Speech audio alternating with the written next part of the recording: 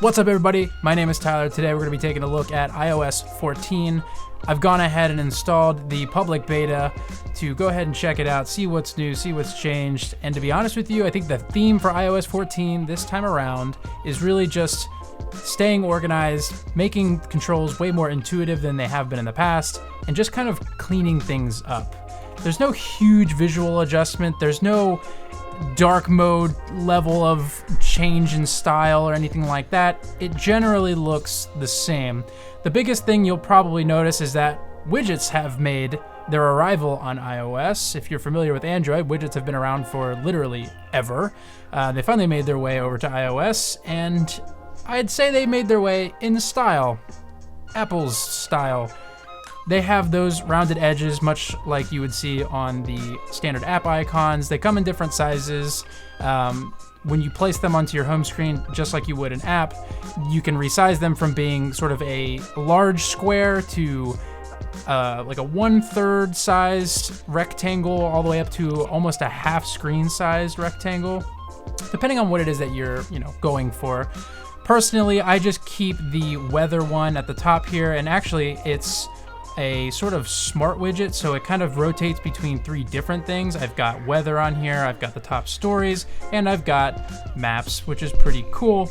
But yeah, widgets are here, and for the most part, they work with most of the apps that you would expect them to. However, I would expect that more app developers will create widgets for their existing apps further down the road.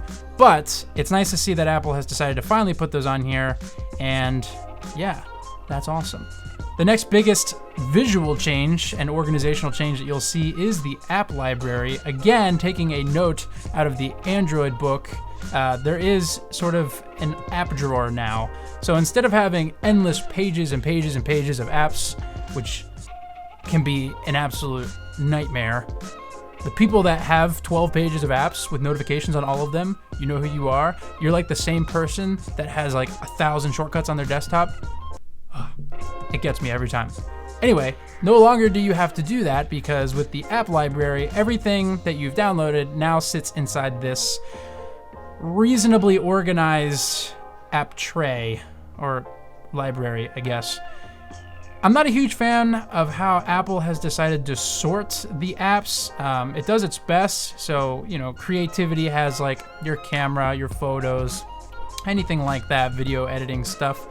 However, there is some strange ones, so like productivity and finance, for example, mostly finance stuff, but then like, my SanDisk app is in there. I don't know. All in all, I like that they've added this, because now I can stick to just one home screen, which I'm a big fan of, just one home screen, as clean as possible. I keep my most used apps on that home screen, and that's it. Everything else lives in this app library.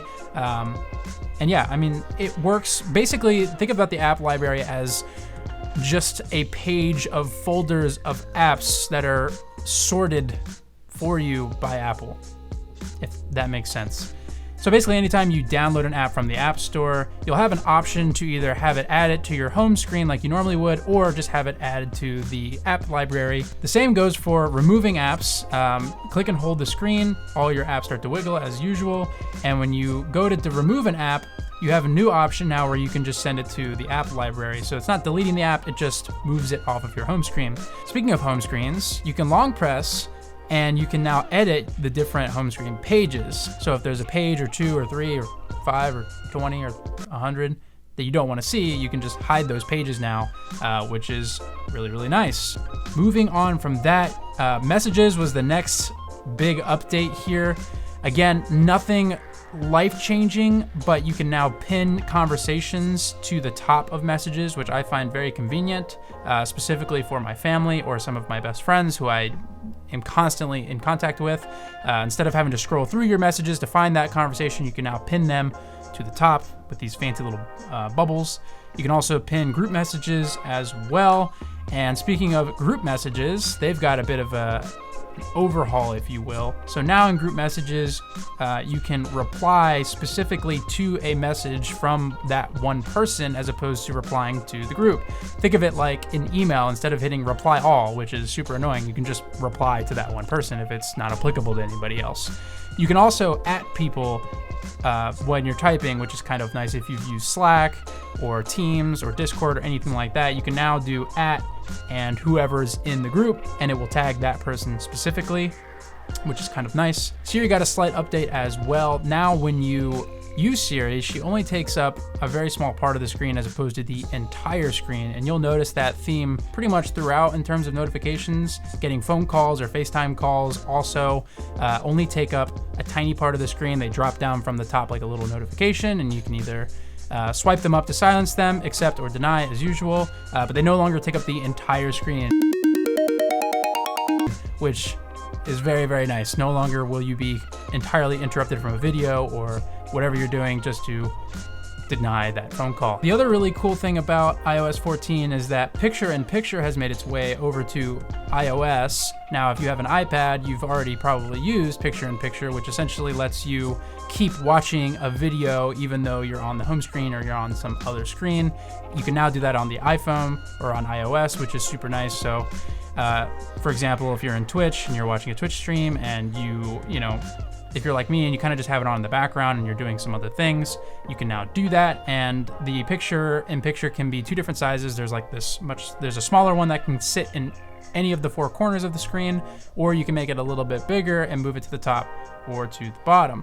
You can also move the video all the way off the screen, and that will let you continue to listen to the audio and just hide the video until you're ready to pull it back out, which again, super nice because there's lots of times where I'm watching a video or I'm watching a podcast and I don't really need to see it. I just want to hear it while I'm doing other things. So that's super cool. One important thing to note about Picture-in-Picture is that not all apps support it yet. So for example, YouTube of all apps does not support Picture-in-Picture on iOS yet. So I'm sure that'll come in a future update, but Twitch and FaceTime specifically do work, and I've tested both of those. So yes, gone are the days where you will be paused on FaceTime, and that is great. Another really cool thing that isn't here yet but is coming soon is app clips. Now, app clips are essentially a super shortcut way of being able to interact with an app without actually having to go and open it. So the best example of this that I can think of would be, think of those Lime scooters or any of the rental scooters that you see around the city. Instead of having to go download the app or have it ahead of time, go to it, open it, scan the thing, etc.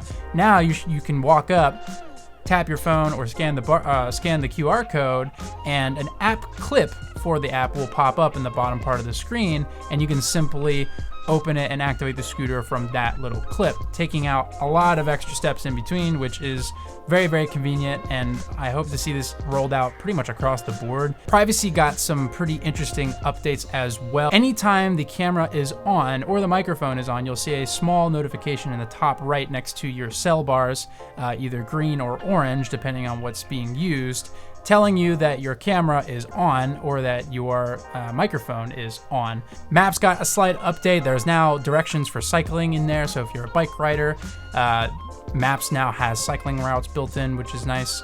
Along with that, there's also electric charging stations built in now. So if you are driving an electric car, it'll now you can add electric charging stations along your route. So that's super convenient. ARKit has been upgraded a little bit, and actually what's cool is that for the teaser for Apple's next event on September 15th, they even did this cool little AR experience, which I'll put up on the screen somewhere you can see it. And I haven't been using AR on iOS a whole lot, but that little demonstration was really impressive because no matter where you moved the phone, even completely off, you moved the element off the screen, it never jittered, it never stuttered, it never had issues remembering like where it was placed, and that's actually pretty amazing. I think iOS 14, to summarize, is really just about tying up some loose ends, kind of cleaning some things up, making things a little more organized, a little more straightforward, you know, not going for anything super crazy, and I've been using it for the last week or so, and honestly, it doesn't feel a whole lot different than iOS 13, but the things that have been added are nice to have. So yeah, that's pretty much it. Thank you guys for watching. Make sure to subscribe if you haven't already. Got lots of really cool stuff on the way. So make sure you subscribe. If you like this video, hit the thumbs up. If you didn't like this video, hit the thumbs down. Tell me what I did wrong or why you didn't like it, and I'll fix it, maybe. I don't know. Anyway, that's gonna do it for me. I hope you guys have a great rest of your weekend, and I will see you guys in the next one. Peace.